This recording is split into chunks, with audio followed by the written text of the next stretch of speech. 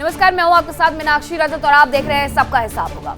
आज हम बात करेंगे उस इंसाफ की जिसकी आंखों पर पट्टी तो है, लेकिन शायद उसे सिर्फ रसूखदारों के चेहरे दिखाई देते हैं। हाल ही में एक अमेरिकी सैनिक को वेनेजुएला के मामले पर सट्टा लगाने के आरोप में गिरफ्तार कर लिया गया।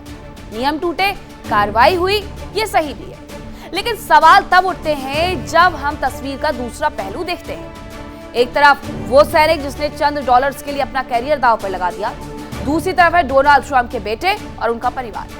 रिपोर्ट्स की माने तो युद्ध और वैश्विक अस्थिरता के बीच ट्रंप परिवार की कंपनियों ने करीब $4 बिलियन का फायदा कमाया है, लेकिन यहाँ कानून की फाइलें शायद धूल फाक रही है।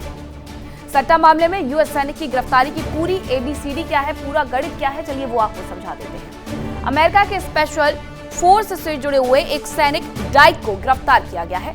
वेनेजुएला के राष्ट्रपति मादुरो को पकड़ने वाले ऑपरेशन पर इसके द्वारा सट्टा लगाया गया था।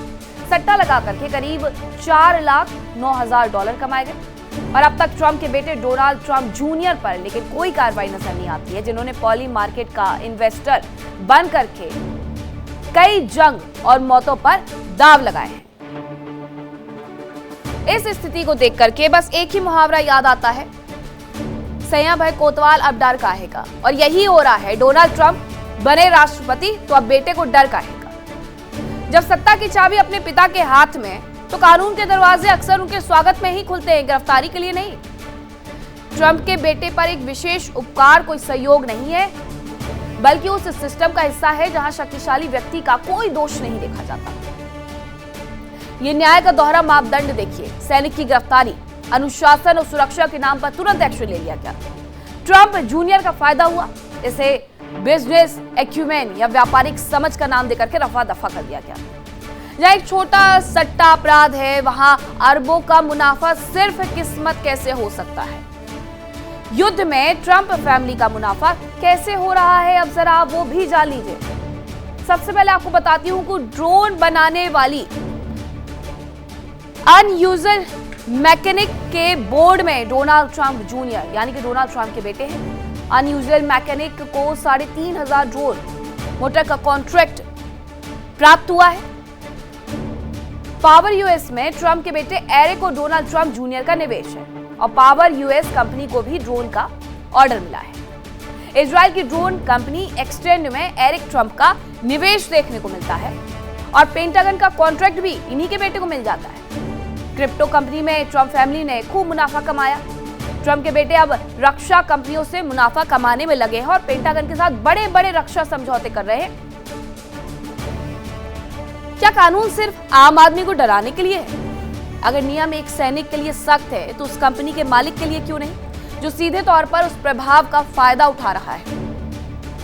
हिसाब कौन करेगा, जनता या फिर वो इतिहास जो इन दोहरे मापदंडों को देख रहा है? आज इसी मुद्दे पर डिबेट के लिए हमारे साथ खास पैनल जुड़ा है, उनसे रूबरू करवाऊंगी, लेकिन उसके पहले एक रिपोर्ट।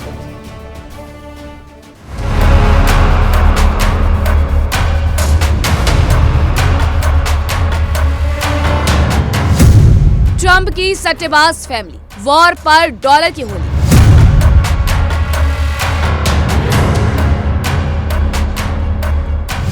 वेनेजुएला पर जुआ, यूएस सैनिक गिरफ्तार हुआ। सट्टे पर सैनिक गिरफ्तार, ट्रंप के बेटे पर क्यों उपकार?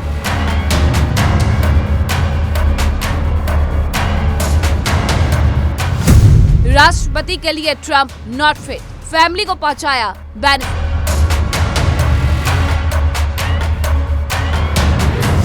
ट्रंप फैमिली का हिसाब बाकी, जल्द दिखेगी झांकी।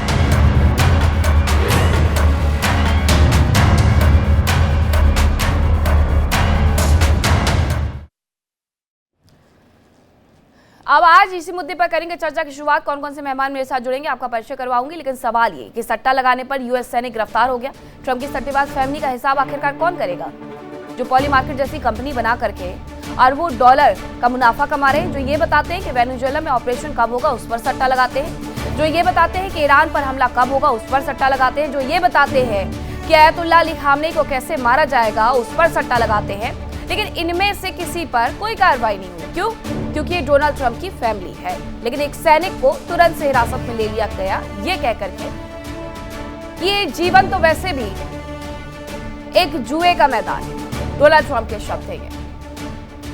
अब इसी पर करेंगे चर्चा की शुरुआत। मेरे साथ जुड़ रहे हैं मेजर जनरल अनुज माथुर, रक्षा विशेषज्ञ, ब्रिगेडियर राजन जामवाल, रक्षा विशेषज्ञ, ब्रिगेडियर शारदेंदु, रक्षा विशेषज्ञ, अरविंद सिंह तेजावत, विदेश मामलों के जानकार, रवि करकरा, भू राजनीतिक विशेषज्ञ हैं, अमेरिका से हमारे साथ जुड़ेंगे।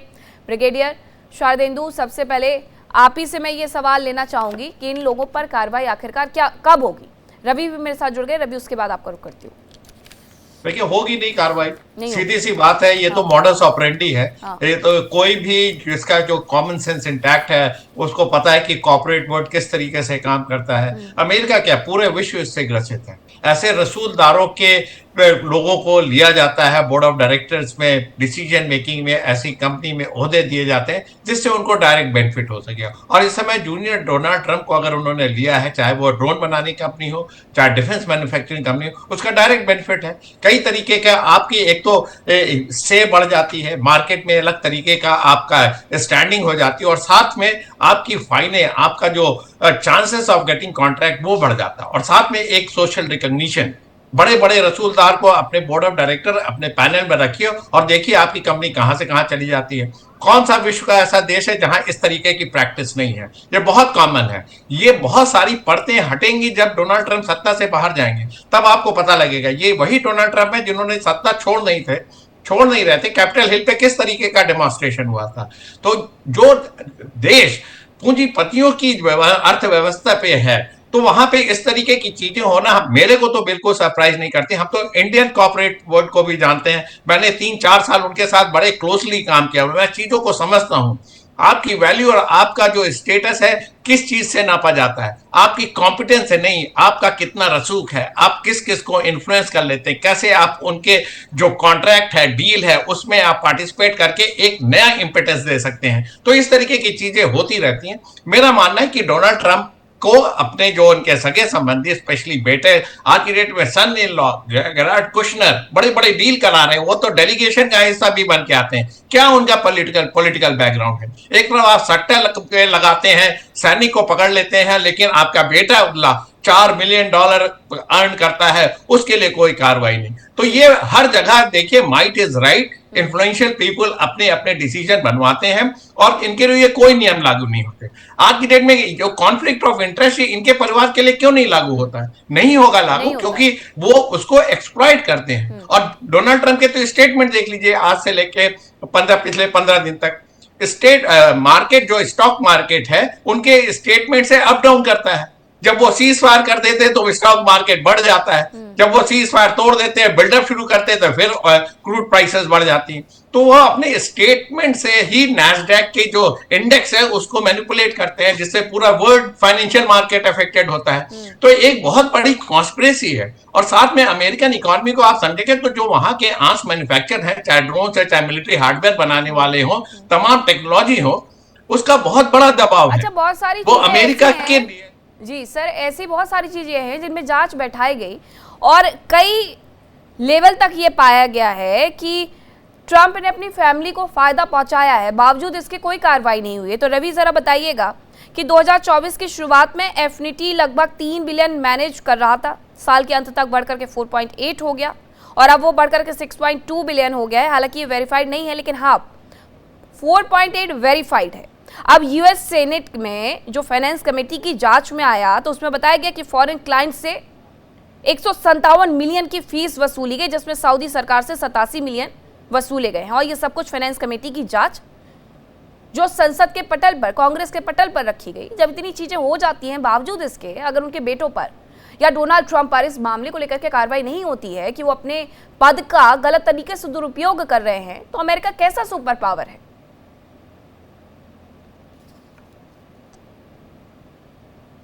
रवि, अनम्यूट करिएगा। आपको आवाज आ रही है? जी, आवाज आ रही है? जी जी। मैं आपको कह रहा था कि मीनाक्षी जी, इसको समझने के लिए आपको अमेरिका का पॉलिटिकल और कैपिटलिस्ट सिस्टम समझना पड़ेगा कि जब भी कोई प्रेसिडेंट नियुक्त होता है तो उसके पीछे काफी लॉबिस्ट और इन्वेस्टर्स पीछे पड़ते हैं। तो ये जो सिस्टम है ये इंडिया से काफी डिफरेंट है। ऐसा नहीं है कि हर एक जगह पॉलिटिकल करप्शन है, किकबैक्स हैं, पर अमेरिका में एक तरीके का लूप होल भी और एक सिस्टमैटिक सिस्टम बना हुआ है। तो चाहे वो ट्रम्प हो चाहे वो बाइडेन के लोग हो, इन्फ्लुएंस जो अपने तौर पे जो करता है वो करता ही है। पर जो ट्रम्प के परिवार ने किया है ऐसा पहले भी नहीं हुआ ना आगे जाके कभी होगा। चाहे वो आप उनके बेटों को उठा लें, चाहे उनकी बेटी, आपको याद है पहले टर्म में भी वो भी एडवाइजर बन के आई हुई थी, उनकी क्वालिफिकेशन यही थी कि वो ट्रम्प की बेटी है। और जेरेड कुशनर बैठ के पीस नेगोशिएट कर रहे हैं, जिनके खुद के इतने ज्यादा वेस्टेड इंटरेस्ट हैं और किकबैक्स हैं। तो ये जो आपने डेटा दिया है ये मेरे लिए तो बहुत छोटा डेटा है कि 4.55 मिलियन, हम बिलियंस के बारे में बात करें मीनाक्षी जी। ये जो क्रिप्टो से लेवल किकबैक्स है बाकी, और ये फॉर्चुनेटली और अनफॉर्चुनेटली ये डेटा जो है जो सबको पता है पर कोई बोलेगा नहीं, who will bell the cat, right, वो कभी आएगा नहीं। पर एक चीज से जो सबसे इंपॉर्टेंट आपको एक और चीज समझना पड़ेगा कि ट्रम्प के आसपास कौन से लोग बैठे हैं। ट्रम्प के पास जो एडमिनिस्ट्रेशन में लोग बैठे हैं वो सारे बैंकर्स और फाइनेंसर्स हैं, जो मार्केट को कभी शॉर्ट करते हैं, कभी ऊपर करते हैं, कभी नीचे करते हैं। तो उनके लोग, जो सिर्फ ट्रम्प नहीं है, उनका परिवार, पूरा एडमिनिस्ट्रेशन जो है उसमें जो है आप किसी को उठा ले तो यू विल सी कि इनसाइड ट्रेडिंग के भी इन्वेस्टिगेशन शुरू हो जाएगी। और ये ऐसा नहीं, नैन्सी पेलोसी का भी बहुत क्लियर है। आप उमार उसको भी देख लो, जो है इला उमार, उनको देख लें। तो ये एक अनफॉर्चुनेट रियलिटी है अमेरिकन पॉलिटिक्स की। पर जो ट्रम्प ने किया, जो उनके परिवार कर रहे हैं और जो हमको दिख रहा है, वो टिप ऑफ द आइसबर्ग भी नहीं है। ये बहुत ज्यादा, अगर कभी मिड टर्म में अगर हारते तो एक इंडिपेंडेंट इन्वेस्टिगेशन बहुत ज्यादा खुल के आएगी। पर अनफॉर्चुनेट रियलिटी बस सेम बन जाती है ना। एप्स्टीन फाइल जैसा केस है कि एप्स्टीन फाइल में भी दोनों डेमोक्रेट्स और रिपब्लिकन इन्वॉल्व थे, और इसमें भी जो है ये जो घपला जो है इसमें भी दोनों ही इन्वॉल्व हो जाते हैं। एक लास्ट उदाहरण मैं देना चाहूंगा, अगर आप यूक्रेन वॉर को देखें तो आप देखेंगे कि आर्म प्रोडक्शन कंपनीज के बोर्ड में कौन बैठा है, कोई डायरेक्टली या इनडायरेक्टली कोई ना कोई कांग्रेसमैन या कांग्रेस वुमन का कनेक्शन होगा। तो जितनी दुनिया में लड़ाइयाँ होंगी उतना प्रोडक्शन होगा, उतना प्रोडक्शन होगा उतना प्रॉफिट होगा, उतना प्रॉफिट होगा उतना पैसा जो है वो जेब में जाएगा। तो ये एक तरीके का बड़ा ही अनफॉर्चुनेट विशियस सर्कल बन चुका है। पर मैं क्या कहने के बाद ये बोलूंगा, जो ट्रम्प कर रहा है, उसका परिवार जो कर रहा है, दैट इज अनइमेजिनेबल, और उसका आगे जाके कभी कभी खुलासा तो होगा।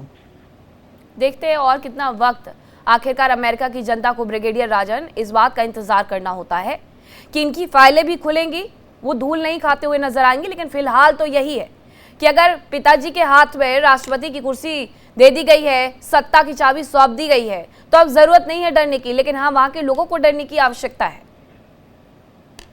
देखिए, political corruption is a global phenomena. Trump खुद हंटर बिडेन के बारे में यूक्रेन की लड़ाई में उन्होंने कितने बिलियन कमाए दुनिया भर में चिल्लाते रहे हैं। अभी नेक्स्ट आने वाले इनके बारे में चिल्लाएंगे, and it will continue. End of the day कुछ नहीं होना, जैसे हमारे मित्र बोल रहे थे अमेरिका से, I mean nothing going to happen. Maximum क्या होगा, जैसे बिडेन जाते जाते अपने बेटे के लिए पूरी माफी का बंदोबस्त करके ये के नाम सब कुछ चढ़ा के एंड प्रेसिडेंशियल डिक्री से उसके नाम सब कुछ माफ करा जाएंगे, and the world will carry on as usual this thing. Obviously it shows कि हम सोचते थे कि ये सट्टा जो बाजार है ये खाली थोड़ा कॉर्पोरेट में और या क्रिकेट विकेट में होता है। इवन जंग में मतलब सट्टा लगता है। नॉट ओनली कि जंग के थ्रू शेयर मार्केट को ऊपर नीचे किया जाता है, बट सीधा सट्टा लगता है। सो सट्टा का जो बाजार है ये एक इंटरनेशनल क्राइम सिंडिकेट है, पर उस क्राइम सिंडिकेट के खिलाफ काम कौन करेगा जब सट्टा लगाने वाले खुद सत्ताधिकारी हैं and they are the ones, मतलब इस वक्त पावर में है। तो कोई भी उसके खिलाफ कार्रवाई आप उम्मीद नहीं कर सकते कि मतलब किसी भी तरीके से कुछ हो जाएगा। दिस थिंग अभी आई एम श्योर कि अभी अगला हमला कब होने वाला है ईरान पे, उसके ऊपर भी सट्टे लग रहे होंगे। एंड ऑब्वियसली ऑल्दो अमेरिका के अंदर इनसाइड ट्रेडिंग एक बहुत बड़ा जुर्म है, मतलब आपको काफी लंबी सजा हो सकती है इनसाइड ट्रेडिंग के लिए, पर उसको साबित करना मतलब it's a long tedious process कि उसको साबित करना पड़ेगा कि यस इसने इस्तेमाल किया इस इनसाइड इंफॉर्मेशन का। अदरवाइज अमेरिका की अगर आप लीगल हिस्ट्री में जाए तो बड़ी बड़ी लंबी सजाएं सुनाई गई हैं फॉर इनसाइड ट्रेडिंग। इसको एक किस्म का आउटराइट फ्रॉड की कैटेगरी में समझा जाता है थिंग, पर वो तो खाली लीगली स्पीकिंग है। ग्राउंड पे पॉलिटिकल जो इनसाइड ट्रेडिंग होती है उस पे आज तक ना सिर्फ अमेरिका, एक्चुअली किसी भी देश में आज तक कोई कार्रवाई नहीं हुई। तो I think it is part of that process only, और ये चलता रहेगा। आप हम कुछ नहीं कर सकते इसके बारे में। या ओवर टू यू। जी मेजर जनरल, एक रिपोर्ट ये भी दावा करती है कि ट्रंप के बड़े बेटे Donald Trump junior 2 prediction company है जिसमें पॉली मार्केट है और काल्सी है, इसके पेड एडवाइज़र भी है और इसके साथ साथ ये उसमें मुनाफा भी कमाते हैं। तो सट्टे का अधिकार भी, लड़ने का अधिकार भी, सिर्फ कमाने का अधिकार भी सिर्फ एक परिवार के पास चला गया है इस पूरी सरकार में। बिल्कुल बिल्कुल मीनाक्षी, देखिए मैं आपको पहले आपके इस प्रश्न का उत्तर देने से पहले एक सेंटेंस बताना चाहता हूं कि एक व्यक्ति जिसका नाम डोनाल्ड जे ट्रंप है वो अमेरिका के इतिहास में सबसे बेकार, सबसे ज्यादा लाउड माउथ, सबसे बड़ा झूठा और सबसे बड़ा जो अमेरिका की इमेज के अंदर डेंट करने वाले राष्ट्रपति के रूप में इनका नाम स्वर्णाक्षरों में अंकित हो गया है। अमेरिका की जो सुपर पावर की इमेज थी उसको डोनाल्ड जे ट्रंप ने फारस की खाड़ी में डुबो दिया है। जो एक इकोनॉमिक सुपर पावर की अमेरिका की इमेज थी उसका भी कहीं अता पता नहीं है आज। अगर ये डी डॉलराइजेशन हो गया और वेस्ट एशिया से अमेरिका की, जो कि लगभग लग रहा है ऐसा हो सकता है, वापसी हो गई, हालांकि अमेरिका ऐसा होने नहीं देगा लेकिन हो गई, तो it will be an economic catastrophe, जो कि आज की तारीख में दुनिया का सबसे बड़ा इकोनॉमी अपने आप को बताता है, वह कैटास्ट्रफी होगी। ये आपको मैं बता रहा हूं। जिस प्रकार के स्टेटमेंट्स एक के बाद एक डोनाल्ड ट्रंप के आ रहे हैं, जिस प्रकार से वो हर देश के साथ अपने संबंधों को बिगाड़ रहे हैं। देखिए मीनाक्षी, आपको एक बात बताता हूं कि एक बड़ा कारण इस शांति वार्ता के ध्वस्त होने का यह था कि आपकी जो टीम गई थी उसका कॉन्स्टिट्यूशन क्या था। अगर मुझे अपनी शांति चाहिए थी तो मैं वहां इस बात का यकीन करता कि उन 2 देशों में एक जहां पर हो रही है वो मीटिंग और जिसके साथ हो रही है मीटिंग, वो जो देश जिस लोग को मानते तक नहीं है, जिनका वजूद भी नहीं समझते हैं, उन लोगों को मैं इसका हिस्सा नहीं बनाता। वो ज्यूज थे, दोनों ज्यूज थे। और जो टीम ईरान से आई थी, सारे कोई पीएचडी डॉक्टर है, कोई डबल पीएचडी है, सब पढ़े लिखे और अच्छे कम्युनिकेटर्स, अच्छे बातचीत करने वाले लोग थे। यहां से गोल्फ का 4 बॉल गया था अमेरिका से। तो ये बात भी हमको देखने की आवश्यकता है कि अगर आप शक्तिशाली हैं, हम ये इस बात को कहने का प्रयास कर रहे हैं कि अगर सैया कोतवाल है तो आप कुछ भी कर सकते हैं, लेकिन अगर आप सर्वशक्तिमान हैं, लेकिन फिर भी अगर आप इस प्रकार के काम करेंगे तो मुझे नहीं लगता कि आपका इससे बच करके निकल पाएंगे। ये बात मैं आपको दावे के साथ कह सकता हूं कि जो अमेरिका की इकोनॉमिक, मिलिटरी, पॉलिटिकल जो उनकी माइट थी, उसके ऊपर ऐसा धब्बा इंडेलेबल इंक में इस डोनाल्ड ट्रंप ने लगा दिया है कि आज जो उन्होंने स्टेटमेंट दिया है भारत के लिए और चाइना के लिए और कुछ और देशों के लिए कि हेल होल, ये आप सोचिए कि क्या उसका मतलब है। ये भारतीयों को कह रहे हैं कि हेल होल, आप 9वें महीने में आते हैं, यहां अपनी संतानोत्पत्ति करते हैं और उनको अमेरिका सिटीजन बनाते हैं। 5 से 6% अमेरिका का जो टैक्स रेमिटेंस है वो इंडियन अमेरिकन दे रहे हैं। एक छोटी लेकिन बहुत प्रभावशाली 38-40% doctors, 34% engineers and other scientific science, जो 30% से ज्यादा entire technical know how pool America का भारतीयों से बना हुआ है। और ये महामूर्ख उन भारतीयों को किस प्रकार की भाषा का प्रयोग कर रहा है, ये इससे आपको पता पड़ना चाहिए। मैं माफी चाहता हूं इस शब्द का प्रयोग करने के लिए, लेकिन उससे बेहतर कोई शब्द इस व्यक्ति के लिए मुझे लगता नहीं कि हो सकता है।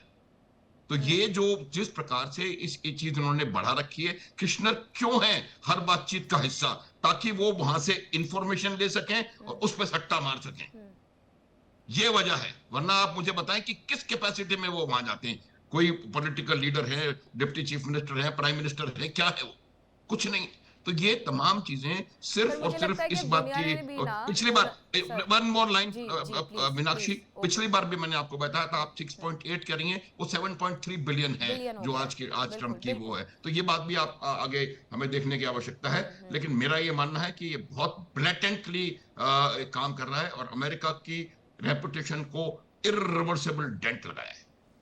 बिल्कुल, डोनाल्ड ट्रंप को अब दुनिया ने भी सीरियस लेना देखिए बंद कर दिया है। 2020 में आप आते हैं जब आपको इलेक्शन लड़ना था, उसके बाद आप नरेंद्र मोदी प्रधानमंत्री को वहां पर बुलाते हैं क्योंकि आपको भारतीय समुदाय से वोट चाहिए था। बहुत सारी चीज़ें वो ऐसे करते हैं, प्रधानमंत्री मेरे अच्छे दोस्त हैं, फिर उसके बाद वो बहुत सारे बयान देकर के खुद उन बातों से मुकर जाते हैं। इस बयान पर भी वो पूरे तरीके से मुकर गए हैं, लेकिन उनकी बातों को बहुत ज़्यादा दिल पर लेना या उनकी बातों को अब वो वैल्यू नहीं रह गई जो अमेरिका की एक वक्त पर वैल्यू हुआ करती थी। अरविंद जी, एक वैल्यू हुआ करती थी कि अमेरिकी राष्ट्रपति की तरफ से या फिर सुपर पावर की तरफ से एक बयान आया है जिस पर हर कोई ये जानना चाहता था कि क्या कह दिया। आज कोई नहीं जानना चाहता डोनाल्ड ट्रंप ने क्या कह दिया है। सच ये है कि डोनाल्ड ट्रंप कब क्या कह दे, वो खुद डिमेंशिया के शिकार हो तो भूल भी जाते हैं कई बार, तो उनके बारे में बहुत ज़्यादा बात करके कोई फ़ायदा होता नहीं है। लेकिन इनका ये जो एक मेक अमेरिका ग्रेट अगेन का सपना अमेरिकियों को दिखाया गया था, वो दरअसल अब सीमित होते जा रहा है कि मेक ट्रंप फैमिली ग्रेट, बस वही एक सपना है जो अब चल रहा है। देखिए मीनाक्षी जी, अमेरिका की इज्जत को कभी बट्टा नहीं लगेगा। अमेरिका एक महान देश है, एक बहुत ही सफलतम दुनिया की डेमोक्रेसी है, तो उसमें नहीं है। हाँ, ये प्रेसिडेंट ट्रंप जरूर ऐसे हैं जिन्होंने अपने आप पे और अमेरिका पे बट्टा लगाने की कोशिश की वही, और उसमें भी जी हाँ मीनाक्षी जी, आप कुछ कह रही थे। जी यही कह रही थी मैं भी कि उन्होंने अमेरिका की साख पर बट्टा लगाया है, अमेरिका को गर्त में पहुंचाने का काम किया है। अमेरिका में जिस तरीके से महंगाई बढ़ रही है, बेरोजगारी बढ़ रही है, अमेरिका पर जबरन ये युद्ध का बोझ डाला जा रहा है, ये सब कुछ डोनाल्ड ट्रंप की नीतियों का नतीजा है। बिल्कुल मीनाक्षी जी, आपने बिल्कुल ठीक कहा है। और जब ये शेयर मार्केट में 2 ट्रिलियन 3 ट्रिलियन ऊपर नीचे हो रहे थे उनके बयानों के बाद, तो एकदम अचानक से उनके ऊपर शक की सुई नहीं गई है। तब जो अमेरिका के जो भी संजीदा लोग थे, तब भी वो आर्टिकल लिख रहे थे कि हो सकता है कि इसमें प्रेसिडेंट ट्रंप का कोई ना कोई इंटरेस्ट हो। और इसीलिए यहाँ जो इंडियन मीडिया पे भी जो एक्सपर्ट्स थे, वो ये जरूर बोल रहे थे कि देखिए इसमें प्रेसिडेंट ट्रंप का हाथ है और प्रेसिडेंट ट्रंप जरूर कुछ ना कुछ रुपया कमा रहे थे। और आज ये एकदम लगभग साबित हो गया है। और जैसे मेरे दोस्त रवि जी ने भी बिल्कुल ठीक कहा है कि ये दरअसल कैपिटलिज्म जो है उसकी लिमिटेशंस को तो बता ही रहा है, जो मॉडर्न डेमोक्रेसी है उसकी लिमिटेशंस को भी बता रहा है। वो ये बता रहा है कि दरअसल एक केवल प्रजातंत्र होना ही काफी नहीं होता है जब तक कि वो अकाउंटेबल ना हो। और उसमें भी एक चीज है कि जब तक सोवियत संघ था तब तक अमेरिका की इतनी हिम्मत नहीं थी या कि इतनी दादागिरी करने की हिम्मत नहीं थी, तो कहीं ना कहीं कंट्रोल था। जब से सोवियत संघ का विघटन हुआ है उसके बाद में एक जो एक्सट्रीम डेमोक्रेसी, या जो बिल्कुल रवि जी की शब्दावली में कहें तो ये जो कैपिटलिज्म है वो जो फॉसिज्म की तरफ बन रहा है। फॉसिज्म क्या होता है? बेसिकली एक्सट्रीम कैपिटलिज्म ही फॉसिज्म होता है। और मुझे इस पैनल के श्योर से भी काफी खुशी हो रही है, क्योंकि चाहे वो शुभेंदु साहब हो या चाहे माथुर साहब हो, सभी के सभी ये कह रहे हैं कि दरअसल ये लोग सोसाइटी के लिए एक तरीके से फंगस है जिसको जितना उखाड़ के फेंक दिया जाए वो कम है। और माथुर साहब जो हमेशा अमेरिका के पक्ष में बोलते रहे, जब प्रेसिडेंट ट्रंप के खिलाफ बोलते हैं तो काफी अच्छा लगता है। और शुभेंदु साहब जब अमेरिकन डेमोक्रेसी के जरिए जब इंडियन डेमोक्रेसी को भी कटघरे में खड़ा करते हैं तो लगता है कि बहुत ही अच्छा हो रहा है। तो आज तो बहुत खुशी हो रही है मीनाक्षी जी। बिल्कुल, सवाल तो सबसे पूछे जाने चाहिए, उसमें कोई इंडिया या अमेरिका या फिर पाकिस्तान या चाइना क्यों करना है। जहां पर सवाल पूछने की आवश्यकता है वहां पूछे जाने चाहिए। रवि जी, आप कुछ कह रहे थे, लेकिन ये भी बताइएगा कि मार्च 2026 में सीनेट फाइनेंस कमेटी के रैंकिंग मेंबर रॉन वाइडन, जिनका नाम है, उन्होंने हाउस ओवरसाइट के रॉबर्ट ग्रासिया व्हाइट हाउस को एक लेटर लिखते हैं, पूछते हैं कि कुशनर गाजा, ईरान और अन्य मामलों पर फॉरेन पॉलिसी नेगोशिएटर के रूप में काम कर रहे हैं, जबकि वो उन्हीं गल्फ देशों से पैसा भी उठाते हैं। और इन सांसदों ने यह सवाल पूछा था कि व्हाइट हाउस ने यह सुनिश्चित कैसे किया कि कुशनर का गाजा और ईरान पर काम जो कर रहे हैं वो उनका प्राइवेट बिजनेस इंटरेस्ट नहीं है, वहां पर भी ये अपना बिजनेस इंटरेस्ट लेकर के बैठे हुए हैं, यानी गाजा को रीडेवलप करने की बात कर रहे हैं, तो ये कोई महान काम नहीं कर रहे हैं, बल्कि उनका पर्सनल बिजनेस इंटरेस्ट है वो। ये एक बड़ी इंटरेस्टिंग किताब लिखी थी पीएन साईनाथ ने, अगर आपको याद हो। पीएन साईनाथ एक बहुत अकम्प्लिश्ड जर्नलिस्ट हैं। उनने एक किताब लिखी थी एवरीबडी लव्स अ ड्राउट। तो उसका बेसिक ये था कि जब भी कुछ तहस नहस होता है तो उसमें रीबिल्डिंग होती है, उसमें लोग पैसा कमाते हैं या डोनेशन से या स्पॉन्सरशिप से। तो ये जो ट्रम्प, आपको समझना पड़ेगा उनकी साइकोलॉजी जो है, वो एक real estate failed real estate developer है। 3-4 बार तो बैंक हो चुके हैं, ऐसा आपको पता है। उनने बैंक करप्सी में भी पैसा बनाया है, वो भी सबको पता है। तो ये एक बहुत इंपॉर्टेंट अंडरस्टैंडिंग होनी चाहिए। पहली बात ये, मैं अब आपके प्रश्न को जवाब दूंगा, पर मैं एक और चीज बताना चाहता हूँ कि आपको ये भी समझना पड़ेगा कि अमेरिकन पॉलिटिकल सिस्टम जो है वो ट्रू डेमोक्रेसी नहीं है, क्योंकि उसमें दो चॉइसेस हैं, या आप रिपब्लिकन है या आप डेमोक्रेट। डुओपोली सिस्टम है। तो to be really, although constitution कहती है मल्टी पार्टी सिस्टम है, पर अभी अमेरिका में बहुत बड़ी एक डेमोक्रेटिक पॉलिटिकल क्राइसिस है। मैं क्यों बोल रहा हूँ? जब बाइडेन ने, अगर आप कोविड में जाएं तो मैं, क्योंकि मैं न्यूट्रल हमेशा जवाब देता हूं, जब बाइडेन ने कोविड के टाइम मोदी जी को बोला था कि हम आपको नहीं देंगे कि मिनरल्स और जो थोड़े हमको केमिकल्स चाहिए थे to develop our own, India में वैक्सीन बनाना चाहते थे, तो जो in the American association of doctors, जो आईपीए, उसने फिर बहुत स्ट्रॉन्ग बाइडेन को बोला था कि आप ऐसा कैसे कर सकते हो, हम तो करीब 120,000 डॉक्टर्स हैं और हेल्थ वर्कर्स हैं, हम यहाँ पे तो अमेरिकन अपने लोगों को बचाएंगे, पर हमारे परिवारों का क्या होगा? I don't know if you know the story, एक बहुत इंटरेस्टिंग है, क्योंकि जिन्हें उसे लीड किया था वो मेरे मित्र की वाइफ है, वो डॉक्टर है, बहुत अकम्पलिश्ड। तो इसलिए मैं आपको बता रहा हूँ कि बाइडेन के टाइम में भी it took 2 years for Biden, क्योंकि मैं व्हाइट हाउस समिट में भी था, सीईओ समिट में भी मैं गया था।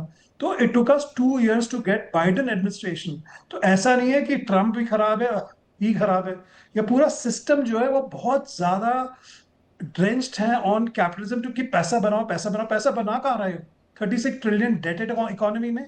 तो उसमें जो पैसा बनता है वो यही बनता है कि आप या तो क्रिप्टो से पैसा बना लें, या आप मार्केट को, जैसे मैंने बताया कि अगर इन्वेस्टिगेट करेंगे ट्रम्प के जितने भी आसपास के लोग हैं, वो सारे फाइनेंसर्स और बैंकर्स हैं, मैन्युफैक्चरिंग वाला कोई नहीं है। तो अगर ट्रम्प ने बोला कि मेक इन अमेरिका, क्योंकि मैंने भी बहुत ज्यादा सपोर्ट किया था मेक इन अमेरिका को, तो वो मेक इन अमेरिका कहाँ गया? वो $1 ट्रिलियन इन्वेस्टमेंट कहाँ है आज? आज एक इंडस्ट्री नहीं है। तो ये बहुत इंपॉर्टेंट अंडरस्टैंडिंग होनी चाहिए कि पूरी एडमिनिस्ट्रेशन बहुत ही ज्यादा कॉन्वोल्यूटेड है। और आपका प्रश्न है, आई थिंक ये ऐसी सोसाइटी में या तो वॉच डॉग्स हो, इंडिपेंडेंट वो, पर पूरा सिस्टम जो है ना वो बहुत ज्यादा एक माने एक तरीके के कागज से ग्रीड बेस्ड सोसाइटी बन चुकी है। तो it will be really like almost detoxing, and I say that somebody who's worked on India US business front for a very long time, हम लोग कितने एक्साइटेड थे पिछले साल कि एफटीए होगा। मुझे पता, जयशंकर जी से मैंने न्यूयॉर्क में पूछा था, सर एफटीए को क्या हुआ? उन्होंने बोला रवि एफटीए नहीं होगा, पीटीए होगा। हम लोग तो सारे बैठ गए, 20-20 साल लगाए लोगों ने इंडिया यूएस को क्लोज करने में, और एक दिन में कि कहाँ से क्या क्रिप्टो का पैसा गया, वो पूरी डिसीजन चेंज हो गई।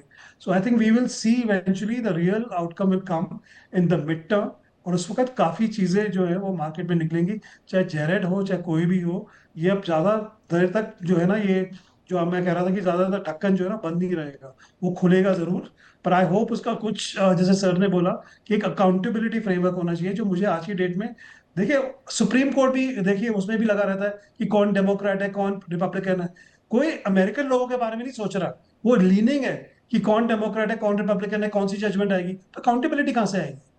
और मीडिया भी है, वो भी बिल्कुल डिवाइडेड है, फॉक्स न्यूज रिपब्लिकन है तो सीएनएन डेमोक्रेट है।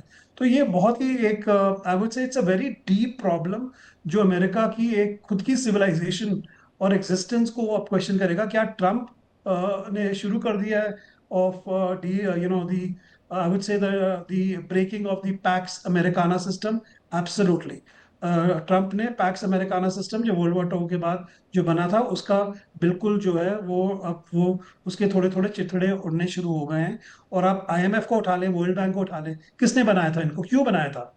पैक्स रमाना में पैक्स अमेरिकाना में इनको बताया गया था ताकि वो अमेरिका के टूल्स बने I hope you will someday we can do a deep dive into this. तो ये भी आपको समझना पड़ेगा कि पूरा सिस्टम ही ऐसा बना है, इसीलिए जो स्टेटमेंट्स आ रही हैं यूएई से अलग जगह जगह से कि हम लोग अब ये हम लोग रुपए में ट्रेड करेंगे या युआन में करेंगे, ये बहुत गंभीर स्टेटमेंट्स है, क्योंकि ये विल मीन कि breaking of the petro dollar system, which will mean कि जो हमारा डी डॉलराइजेशन का जो सिस्टम है उससे सबको, पूरी दुनिया को चोट पड़ेगी, पूरी दुनिया हिल जाएगी।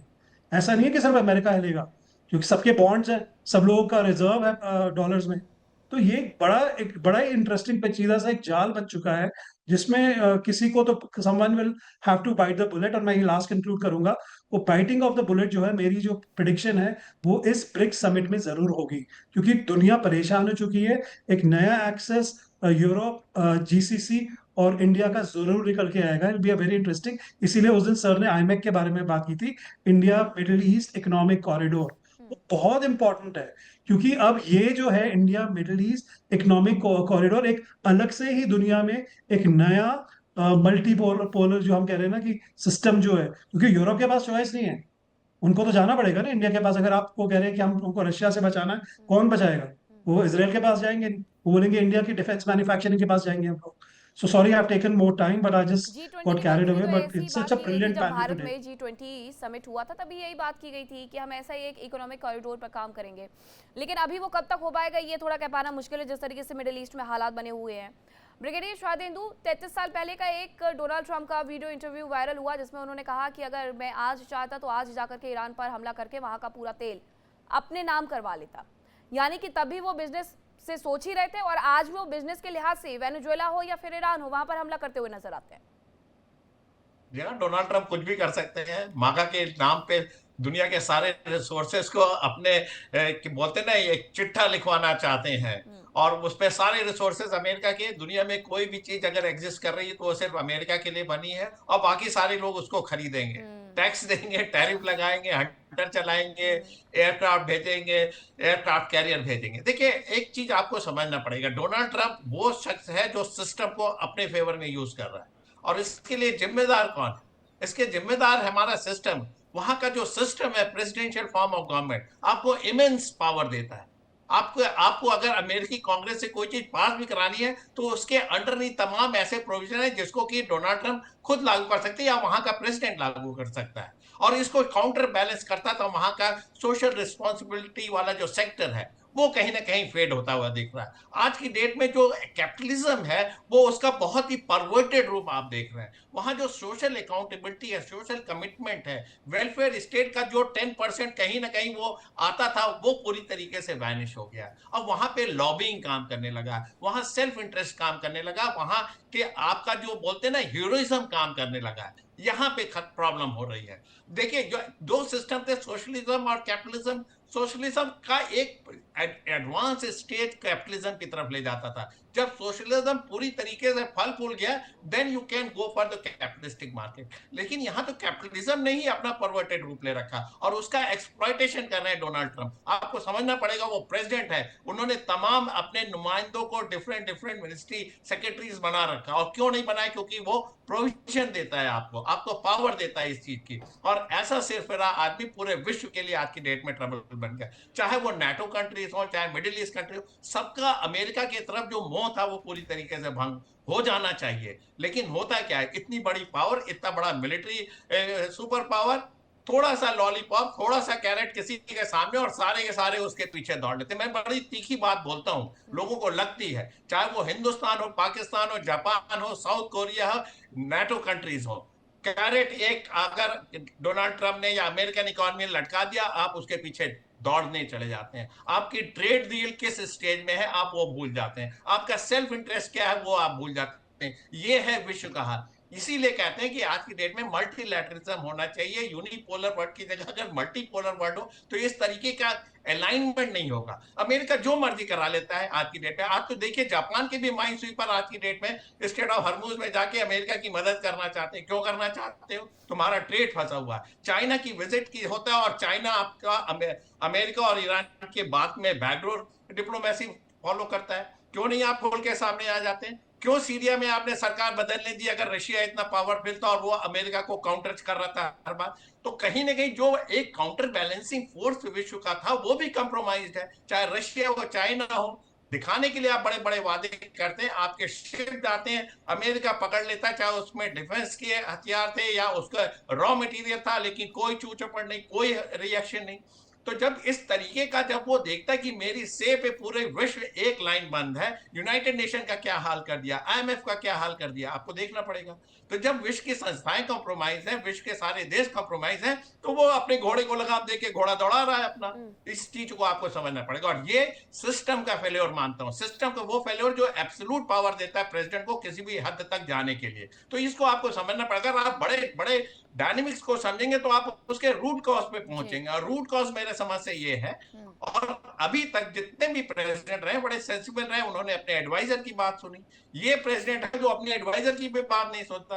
सेंट का मीटिंग होती है, वो प्लान करते तो कहते हमारे प्रेसिडेंट साहब आप बाहर जाइए, हम लोग को थोड़ा प्लानिंग कर लेने दीजिए, नहीं तो आप पता नहीं क्या मीडिया में जाके बोल देंगे। तो इस तरीके की चीजें वहां पे हो रही, इसी वजह से वहां इतना रिसेंटमेंट है। इसी वजह से डोनाल्ड ट्रंप जो है कह रहे कि 3 साल है, समय बहुत कम है। फर्स्ट टर्म में क्यों नहीं उन्होंने ये सब किया? इसलिए नहीं किया कि वो सेकंड टर्म चाहते थे, बोल रहे थे 8 साल में। जब झटका लगा, इलेक्शन हारे, तो कैपिटल हिल पे प्रदर्शन किया। अब वो उनके पास समय कम है तो कहते हैं हम कॉन्स्टिट्यूशन अमेंड करेंगे और एक बार फिर प्रेसिडेंट बनने की कोशिश करेंगे। तो समय कम है, चीजें ज्यादा है। जैसा आपने सर कहा कि सेंटकॉम की मीटिंग में भी ये कहा जाता है कि सर आप बाहर चले जाइए, पता नहीं मीडिया में जाके क्या बयान दे दें।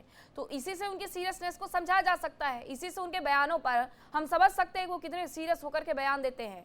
अरे जो लोग ये कहते हैं कि पाकिस्तान बहुत महान मुल्क है, उनकी सीरियसनेस किस हद तक होगी वो ज़रा हमें समझना होगा। ब्रिगेडियर जामवाल, ये पर्सनल इंटरेस्ट क्या हॉर्मुज में, मलक्का स्ट्रेट में, साउथ चाइना सी में, ये पर्सनल इंटरेस्ट है? मेक अमेरिका ग्रेट अगेन नहीं है? देखिए, पहले मैं बता दूं मेरा क्या है। मैं जो ट्रंप का बिहेवियर है उसको अलग रखता हूं, और जो कारण है इजराइल यूएस का जो कंबाइन हमला ईरान पे हुआ उसके कारण को अलग रखता हूं। आई सिंसियरली बिलीव कि every country gets the leadership it deserves. मैंने जो अमेरिका का देखा है जाने में, जब भी दिस थिंग, अमेरिका का एक्चुअल मॉरल फाइबर इतना गिर चुका है कि somebody like Trump had to come up sometime. Not that इससे पहले भी नहीं आए हैं। Of course they have had Nixon, they have had मतलब जब बिडेन के ऊपर भी काफी इल्जाम लगे हैं, तो ऐसा नहीं है कि इससे पहले नहीं हुए हैं। बट द न्यू लो हमने जो देखा, मन पूरी दुनिया ने देखा, दैट ही हैड कम। मेरा जो है कि जो रीजंस थे इस जंग के वो अलग हैं, उस पे मैं बाद में 2 मिनट पे आऊंगा। He was forced into this war, but then being the businessman he said यार इससे फायदा मतलब अमेरिका का नहीं, पर्सनल फायदा मैं क्यों ना उठाऊं। And that is how it did, because the reasons मेरे हिसाब से he was pulled into the war by Iranian and Saudi Arabia and UK, the 3 combined, and there were 2 main reasons for the war. One was redefining the world's energy routes, and secondly is redefining Islam as the world see it. It was not, both were not possible जब तक Iran रहे, तो he was forced into it, and Trump being Trump, उसने कहा जब करना ही है तो भैया इसमें 4 पैसे क्यों ना कमाए जाए अपने लिए, and that is exactly वो कर रहा है। he is just living up to what he has been saying. He has been a businessman. He has exploited the system all along. Americans knew it when जब उन्होंने उसको elect किया कि उसने वो पूरे सिस्टम को एक्सप्लॉइट करके ही यहाँ तक पहुंचा है। तो हम सारे सरप्राइज क्यों हैं कि वो जो कर रहा है वो क्यों कर रहा है, कि वो वैसे ही आया है ऊपर। तो that is why I say you get the leadership you deserve. हर देश में आप देखिए तकरीबन ऐसा ही हुआ है। हमारा भी जब मतलब जिस टाइम पे मतलब जैसा देश का हाल था वैसी ही लीडरशिप मिली है। तो इट इज मतलब reflection of the society of the society which has denigrated into. So that is my take actually into it, कि आप जंग को थोड़ा अलग डिस्कस करें, ट्रंप के बिहेवियर को अलग डिस्कस करें। He is just a gentleman who is benefiting. Oh, he is benefiting from the war. Yeah. Shitendu wants to say something. Major general Mathur, क्योंकि आप प्रेसिडेंट कब तक रहेंगे? 2 टर्म तक रहेंगे, लेकिन बिजनेसमैन तो आपको जिंदगी भर रहना है, तो जाते जाते उसमें भी कुछ लेके ही जाए। बिल्कुल बिल्कुल। देखिए मैं आपको एक बात बताऊं कि बिजनेसमैन भी होता है, बिजनेसमैन सभी होते हैं, सब ऐसा, ये बात डिस्कस हो चुकी है। लेकिन मेरा ये मानना है कि कोई भी चीज आपके राष्ट्र के हित से ऊपर नहीं हो सकती, आप कोई भी हो। और मेरा अभी तक ये भी मैं इस बात को मैं मानता हूं कि अमेरिका में जो लोग हैं वो आम तौर पे राष्ट्रहित को ऊपर रखते हैं, वहां की जनता भी आमतौर पर राष्ट्रहित को ऊपर रखती है, और वहां के जो लीडरान हैं वो भी आमतौर पर राष्ट्रहित को ऊपर रखते हैं। और ये ब्रिगेडियर जम्वाल की बात से सहमत हूं मैं कि इसी वजह से वहां पर राष्ट्रहित को ऊपर रखने वाली लीडरशिप भी उभर करके आती है। वो उसका अपना पर्सनल कैरेक्टर क्या है उसको हम एक बार के लिए अलग छोड़ देते हैं तो बात अलग है। इनका जिस जिस इंटरव्यू की आप बात कर रही थी वहां पर भी इन्होंने एक बात और कही थी, क्योंकि मैं बिजनेसमैन हूं, मैं अपने सारे निर्णय इंट्यूशन से लेता हूं। देखिए इंट्यूशन से सिर्फ और सिर्फ बिजनेस में निर्णय लिए जा सकते हैं। इंट्यूशन से आप राजनीतिक स्तर पर और सामरिक स्तर पर निर्णय नहीं ले सकते। मीनाक्षी, ये बात आपको समझने की आवश्यकता है। और अगर आपका इंट्यूशन कहता है कि आप ये काम कर सकते हैं, और वो जा करके कहीं जो इस प्रकार के निर्णय होते हैं वो एक डिटेल्ड एप्रिसिएशन जो कि हार्ड फैक्ट पर आधारित होता है, उसके बाद आप इस प्रकार के निर्णय लिया करते हैं। तो मेरा ये मानना है कि आपको जो आपके जो एक्सपर्ट्स हैं उनकी एडवाइस कहीं ना कहीं लेने की जरूरत है। अब हम बार बार ये बात कह रहे हैं मागा, ये मागा का सिस्टम, उन्होंने एक स्लोगन दिया था, ये मेरा मानना है कि आप बताइए किस प्रकार से आपने अमेरिका को ग्रेट बनाने की कोशिश करी।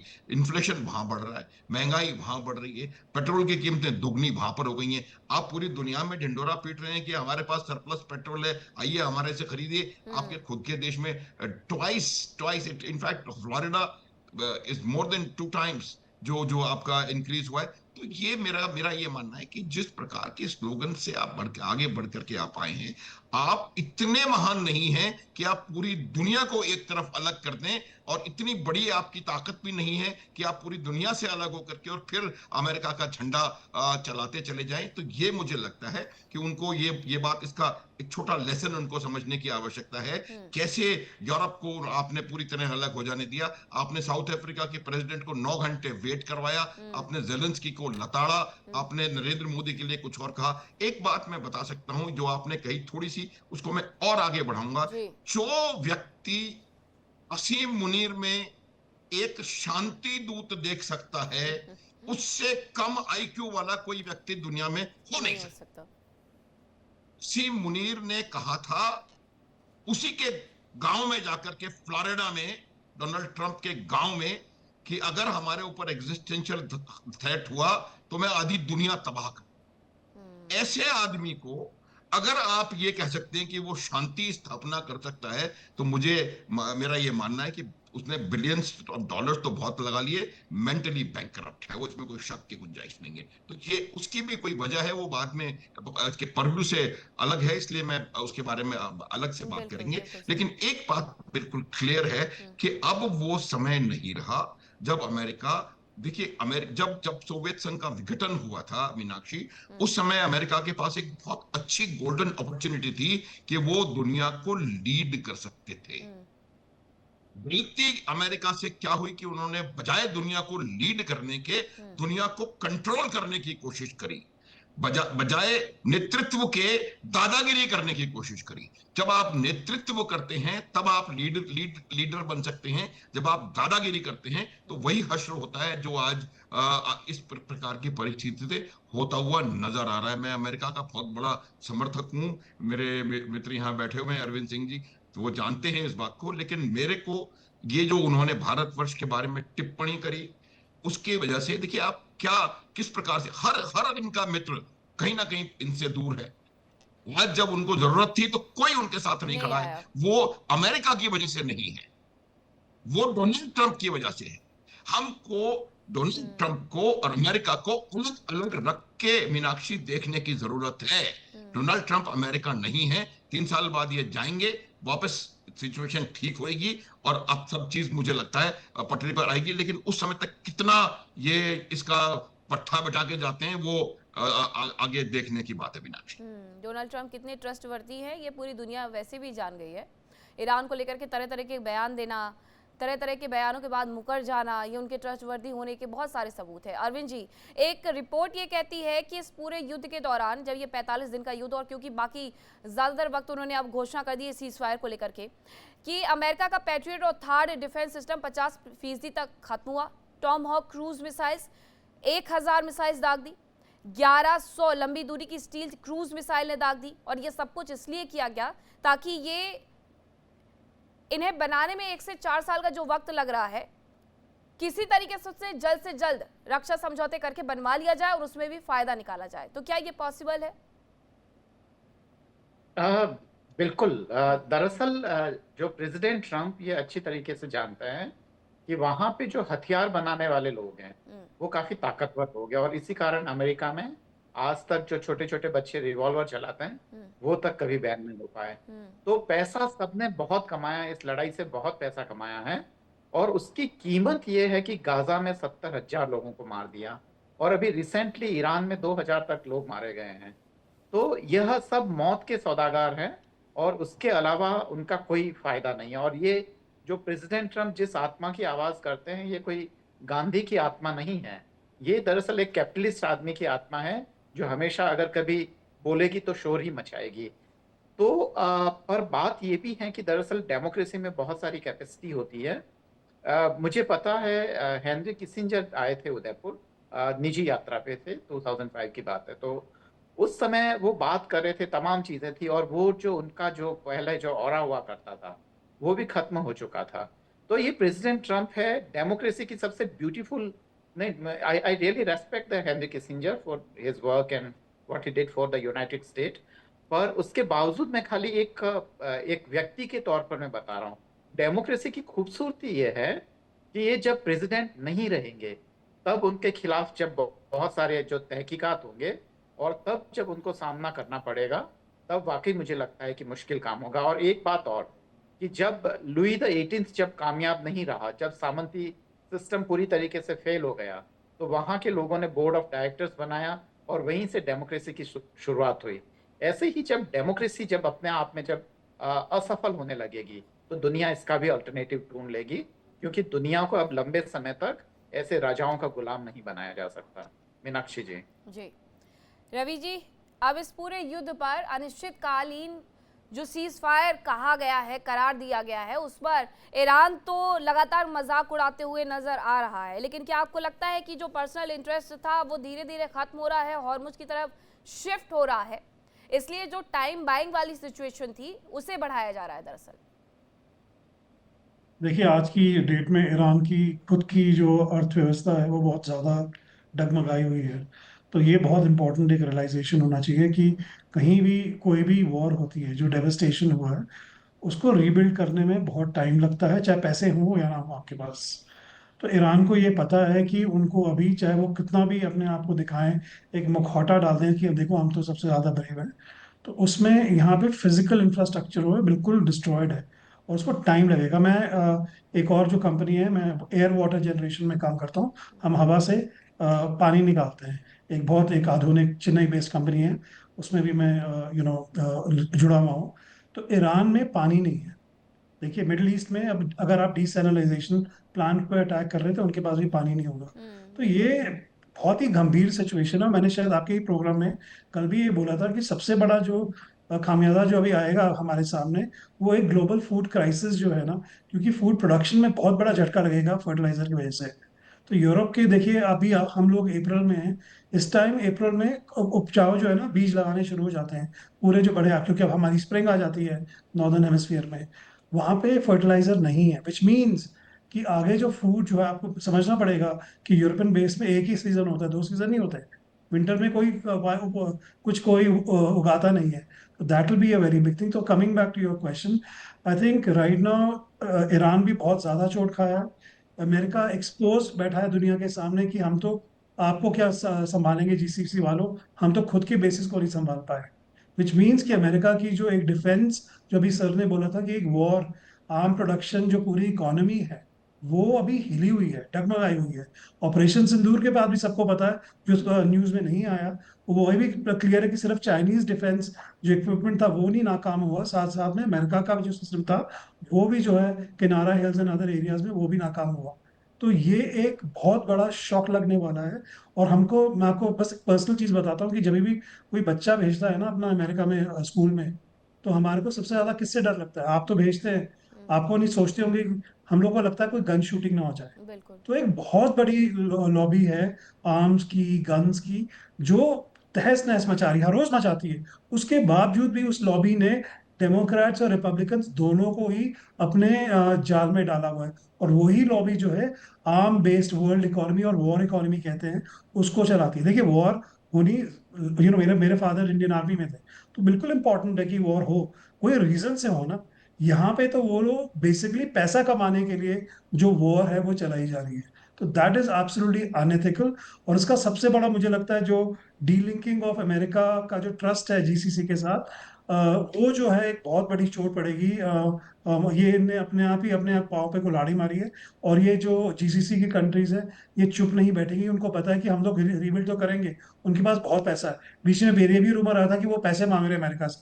वो कह रहे हैं हम तुमको पैसे दे रहे हैं कि तुम हमको पैसे दोगे, राइट?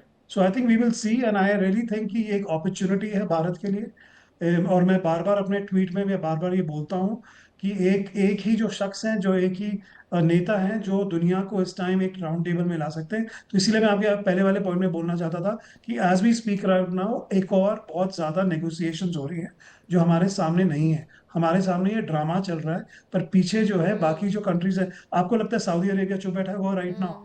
यूएई चुप बैठा है, कतार चुप बैठा है। इंडिया इंडिया की 10 मिलियन लोग हैं, इंडिया भी इक्वली इन्वॉल्व है जीसीसी में। ऐसा नहीं है कि इंडिया इन्वॉल्व नहीं है। 10 मिलियन में हम, मैंने आपको बताया था आपके शो में, हम तो अपनी फैक्ट्री अबू धाबी में लगा रहे थे। और किसको एम्प्लॉय करेंगे? थोड़ा ना अबू धाबी के अमीराती के लोग को, वहां पे अपने लोगों को एम्प्लॉय करेंगे। तो ये एक तरीके से एक और सिस्टम है जो अब उसका आएगा भी सामने, आपको एक दो हफ्ते में जो निकल के आएगा। And I think I am optimistic. और दूसरा मैं अंडरलाइन करना चाहता हूँ कि ट्रम्प जो है वो अमेरिका नहीं है, और ट्रम्प जो है अमेरिका के पॉलिटिकल सिस्टम नहीं है। अमेरिका के लोग चाहते हैं कि इंडिया के साथ करें। बिजनेस कम्युनिटी भी बहुत क्लियर है। आपने देखा एआई के टाइम भी बहुत क्लियर, जब सीईओ जब ट्रम्प शोर में जा रहे थे टैरिफ का, it was the Indian based business community जिसने प्रेशर डाला था कि आप कर क्या रहे हो एफटीए के साथ, आप ट्रेड के साथ क्या कर रहे हो। तो वो जो है अभी जो उन्होंने कल बोला, कल भी मैंने कंडेम किया था, जो उनकी स्टेटमेंट है, मतलब हेलो, और मतलब बोल क्या रहे हो आप? मतलब कि मुझे लगता है वो जो आपने डिमेंशिया की बात की है, मुझे काफी सोर्सेज से पता लग रहा है कि ये शायद एक सीरियस इन्वेस्टिगेशन भी होगी। और इसीलिए 25 जो 25th अमेंडमेंट है वो शायद एक रियलिटी बन जाए।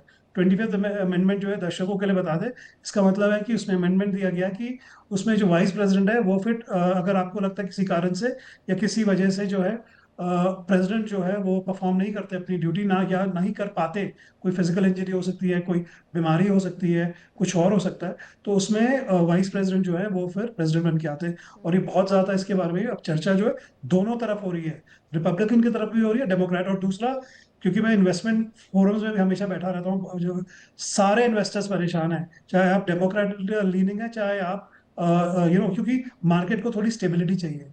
लोगों को पता है कि कितना पैसा जो है कमाया गया है, और जो बिटकॉइन वाले वो तो अपना सिर पर करके बैठे हुए हैं। तो इसका जो है खामियाजा तो भरना पड़ेगा ट्रम्प को और उसके परिवार को। धन्यवाद।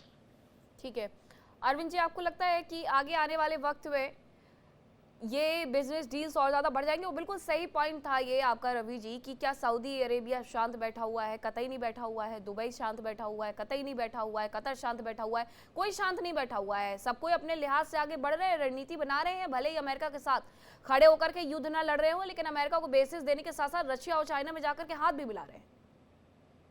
बिल्कुल सही है, कोई चुप नहीं बैठा है, सबको अपने हित पता है।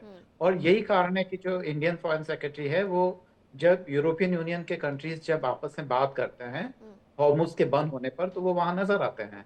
तो ऐसा नहीं है कि भारत चुप है, ये है कि, और एक सबसे मजेदार बात यह है कि भारत ने जिस तरीके से ईरान के पक्ष में जो स्टैंड लिया है, इससे एक तो अमेरिका को और अमेरिकन डिप्लोमेट्स को भी ये संदेश गया है कि अगर भारत के खिलाफ करोगे तो इतनी बड़ी आबादी को इग्नोर करना पॉसिबल नहीं हो पाएगा, क्योंकि उनकी भी एक आवाज है और दुनिया में आवाज है।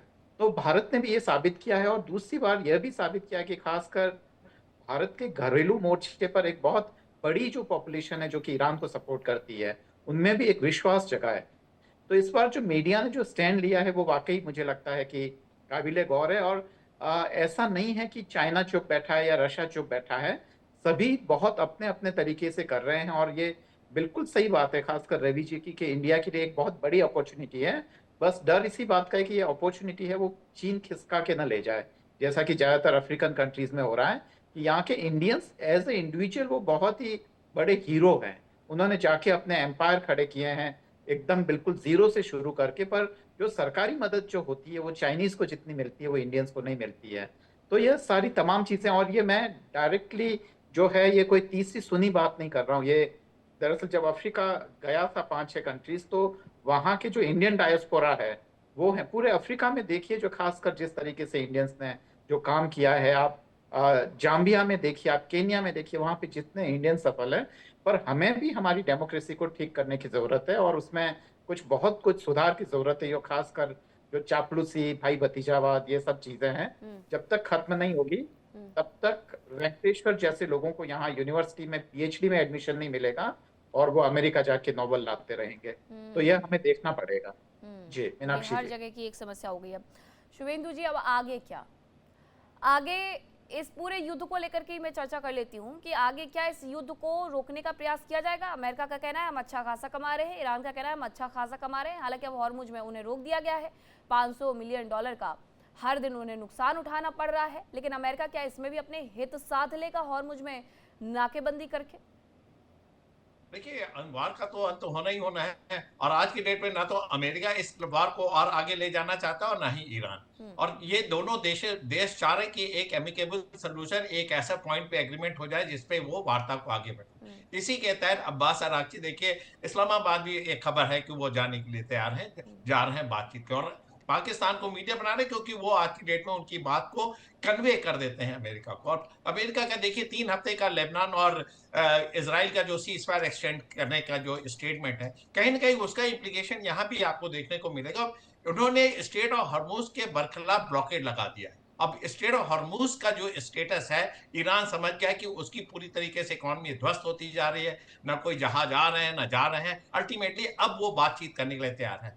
देखिए, ईरान की जो मिलिट्री प्रिपेयर्डनेस है अमेरिका के सामने कहीं नहीं स्टैंड करती, ये तो बिल्कुल क्लियर है। लेकिन किस हद तक आप इस वॉर को ले जाएंगे ये देखना पड़ेगा। आईआरजीसी के एक लड़ने का लिमिटेशन है। आपने 50 दिन का युद्ध लड़ लिया, अब आप वार्ता के लिए जाइए। स्टेट ऑफ हॉर्मुज कहीं ना कहीं मेरा मानना है कि ईरान उसको खोल देगा बगैर टैरिफ के, लेकिन जो उसके जो न्यूक्लियर प्लान है, जो बैलिस्टिक प्लान है, जो उसका जो एग्जिस्टेंस है, उसको रिकॉग्निशन चाहता है। वो अपने जो न्यूक्लियर प्लान और बैलिस्टिक प्लान को आगे ले जाना चाहता है। प्रॉक्सीज का सपोर्ट या जो उसका डी फ्रीजिंग ऑफ एसेट है, ये सारी चीजें सब्सिक्वेंटली होती रहेंगी बातचीत के दौर पे। लेकिन टू बिगिन विद मेरा मानना, अगर 2-3 पॉइंट पे एग्रीमेंट बन जाता तो एक पीस टॉक बनता है।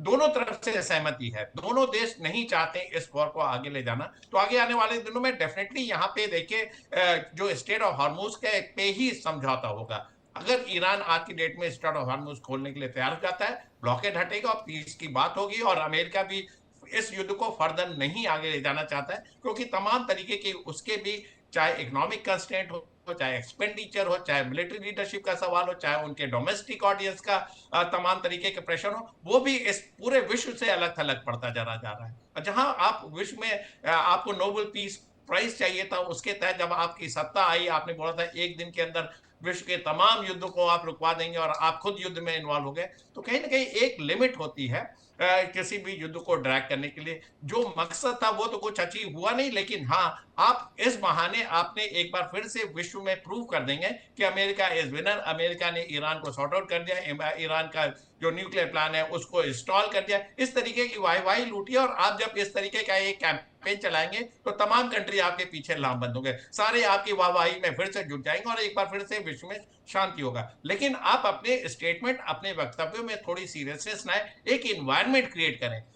वार्ता से पहले ये नहीं बोले कि सभ्यता खत्म कर देंगे, सारे ब्रिजेस उड़ा देंगे, ऑयल रिफाइनरी उड़ा देंगे, स्टेट ऑफ हॉर्मुज पे अंदर हम 2 डिस्ट्रॉयर घुसेड़ के उसके अंदर कंप्लीट डीमाइनिंग कर देंगे। इस तरीके के स्टेटमेंट, एक्शन पूरे एटमॉस्फेयर को विशेड करते हैं। और कोई भी कंडीशन नहीं होगा, कोई भी कंट्री जिसमें सेल्फ रिस्पेक्ट है, जिसके आपके सुप्रीम लीडर को आपने एलिमिनेट कर दिया, लीडरशिप खत्म कर दी, डिस्ट्रक्शन कर दिया, वो कैसे इस बात को मान जाएगा। ईरान तो ऐसे ही बर्बाद हुआ है, अब तो वो अमेरिका को लगातार डेट देता चला जा रहा है। अमेरिका के साथ पे चोट पहुंचा रहा है। देखिए, युद्ध में कितने जीते कितने मरे क्या तोड़ा नहीं है, किसकी साख को क्या ठेस पहुंची ये माने रखता है। क्या आपका विश्व में स्टैंडिंग रह गई? तमाम विश्व से आप अलग थलग पड़ गए। अमेरिका को रियलाइज हो रखा है। कुछ एक कंट्री है, सिर्फ इजराइल की बात आप सुनेंगे और मिडिल ईस्ट में पूरा अपना वर्चस्व बनाएंगे तो वो सक्सेसफुल नहीं होता हुआ दिखेगा। आपको हर एक दोनों पक्षों की बात सुननी होगी। तो आई एम होपफुल बातचीत होगी और एनवायरनमेंट भी कंड्यूसिव है। इसमें कोई बहुत बड़े रॉकेट साइंस की जरूरत नहीं है। आप एग्री करिए, बातचीत करिए, अपने जो प्रतिनिधि मंडल है उसको आप सब लीवे दीजिए, पावर दीजिए कि इस पे एग्रीमेंट हो सकता है, इस पे एग्रीमेंट नहीं हो सकता। सोल्यूशन जरूर निकलेगा, क्योंकि दुनिया त्रस्त हो रखी है, इकोनॉमिक क्राइसिस होती जा रही है, इन्फ्लेशन बढ़ता चला जा रहा है, गैस ऑयल की दिक्कतें हो रही है, इससे पूरा विश्व अफेक्टेड है। डोनाल्ड ट्रंप को ये लगने लगता है ना कि उनकी पावर छीनी जा रही है, वो जेडी वेंस के बाद शिफ्ट हो जाएगी। जैसे बहुत सारे कयास ये लगाए गए थे कि आर्टिकल 25 अगर पास हो जाता है तो जेडी वेंस को राष्ट्रपति बना दिया जाएगा, उन्हें हटा दिया जाएगा। वो ऐसे अपने सामने से पावर जाते हुए देख नहीं पाएंगे मेजर जनरल अनुज माथुर। देखिए, बिल्कुल जो ट्रंप का आपने जो पूरा अगर उनका इतिहास देखेंगे, जो पहले टर्म में थे, जब वो दूसरी बार इलेक्शन हारे तो किस प्रकार से उन्होंने रिएक्ट किया, उनके सपोर्टर से रिएक्ट किया। तो उनको पावर किसी अपने हाथ से किसी कीमत पे भी वो जाने देना नहीं चाहते और कोई भी ऐसी सिचुएशन, कोई भी ऐसी सर्कमस्टेंस वो बनने नहीं देना चाहते जिससे कि कहीं ना कहीं आप उनकी भाषा देखिए, जब वो बात करते हैं तब भी, चाहे उन्होंने वो जोकिंगली कहा हो, अगर हम इस we want to get away with that, उन्होंने कहा था कि अगर ये डील सफल हो जाती है तो सारा क्रेडिट मेरा होगा, अन्यथा अगर ये सफल नहीं होती है तो मैं इसके लिए जेडी वेंस रिस्पॉन्सिबल होंगे। ये बात चाहे बिल्कुल हल्के फुल्के माहौल में की गई हो, लेकिन बावजूद उसके एक दुनिया के सबसे बड़े डेमोक्रेसी, सबसे बड़े मिलिट्री पावर, सबसे बड़े इकोनॉमिक पावर के राष्ट्रपति होने की हैसियत से आप इस तरह के जोकरों जैसे काम मुझे लगता है नहीं करना चाहिए। और ये बात उनको बिल्कुल साफ पता थी कि किस प्रकार से इस चीज को आगे बढ़ाने की आवश्यकता है और कैसे उनके गद्दी को किस प्रकार से पूरी तरह वो बचा करके रख सकते हैं। लेकिन मैं आपको मीनाक्षी बता दूं कि मुझे जो नजर आ रहा है, जो इन्होंने अपना उद्देश्य शुरू में बनाया था कि ईरान में रिजीम चेंज करेंगे, हालांकि वो उद्देश्य था नहीं, उद्देश्य वहां के साधन संपन्न स्थान को पकड़ना था। रिजीम चेंज मुझे इनके घर में होता हुआ नजर आ रहा है। तो ये जहां तक प्रश्न है, इनको डोनाल्ड ट्रंप को अब समझने की आवश्यकता है कि अब वो समय नहीं रहा। वर्ल्ड एक नया इंटरनेशनल इकोनॉमिक और इंटरनेशनल स्टेट जियोपॉलिटिकल ऑर्डर देख रहा है और वो ऑर्डर उभर करके ऑलरेडी आ चुका है। आपके वेस्ट एशिया के जो अलाइज हैं वो आपसे अलग थलग पड़ते जा रहे हैं और एक बार वो हो गया तो मैं आपकी इजाजत से अपने स्टेटमेंट को रिपीट करना चाहूंगा, it will be an economic catastrophe for the United states of America. तो ये हमको समझने की आवश्यकता है और ये डोनाल्ड ट्रंप को समझने की आवश्यकता है और किस प्रकार से वो अब इसका ही कैन मेकअप। मैं एक बार फिर बता देता हूं कि ट्रंप ने अमेरिका को ऐसी परिस्थिति में लाके खड़ा कर दिया है, खास करके इस युद्ध के हिसाब से, जिसमें कि इस युद्ध को वो पूरी तरह से जीत नहीं सकते, इस युद्ध को समाप्त नहीं कर सकते और इस युद्ध से निकल नहीं सकते। एक बड़ी टेक्निकल, बड़ी डिफिकल्ट सिचुएशन डोनाल्ड ट्रंप के लिए है और बट जितनी ताकत अमेरिका में है, मुझे लगता है सिचुएशन विल इंप्रूव। मीनाक्षी, ठीक है, बहुत धन्यवाद सर आप सभी का इस चर्चा का हिस्सा बनने के लिए, मेरे साथ जुड़ने के लिए। फिलहाल वक्त एक छोटे से ब्रेक का है, कहीं मत जाएगा, खबरों का सिलसिला लगातार जारी है। इंडिया डेली अब आपकी स्वाद टीवी पर भी मौजूद है। इंडिया डेली 24/7 आप इन सभी प्लेटफॉर्म पर लाइव देखिए इंडिया डेली 24/7 अब आपकी स्मार्ट टीवी पर। इंडिया डेली मौजूद है सभी डिजिटल प्लेटफॉर्म पर लाइव और लगातार। इंडिया डेली 24/7 हर दिन राष्ट्र को समर्पित।